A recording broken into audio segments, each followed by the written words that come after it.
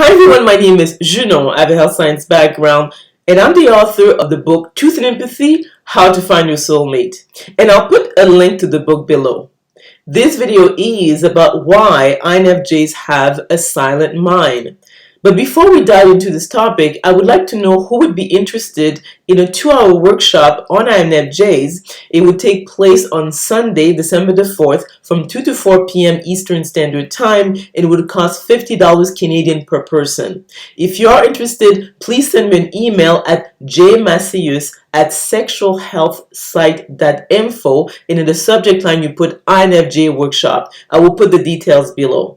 So let's go back to the topic at hand, why INFJs have a silent mind.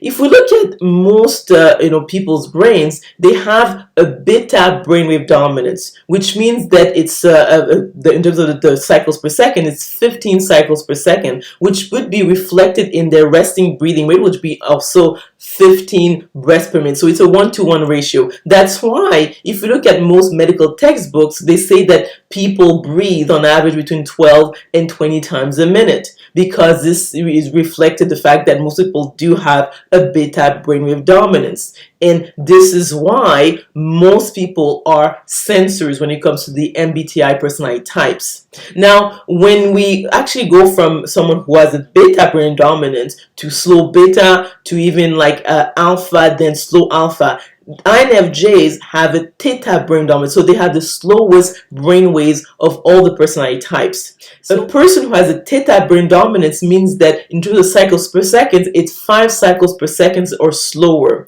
and which means that this person's resting breathing rate is 5 breaths per minute or slower.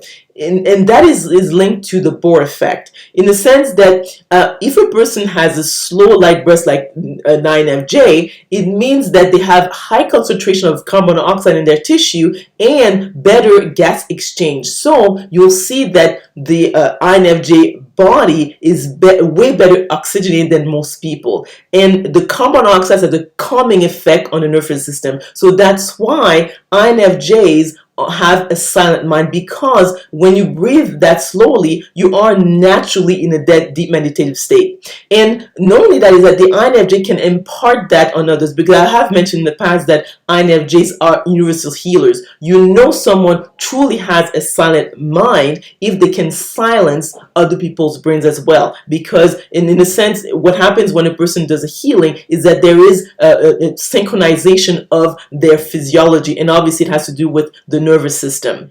In other words, the INFJ is extremely rare because it has a theta brain dominance, which means that their physiology is totally different from the average person who has a beta brain dominance. So if a person has very slow and coherent brain like the INFJ, they will breathe slower, they have higher concentration of carbon dioxide. And also I would suggest people to read the book by James Nestor. It's called Breath, A New Science of the Lost Art, and even Patrick Mckeown, because he is actually a breathing expert.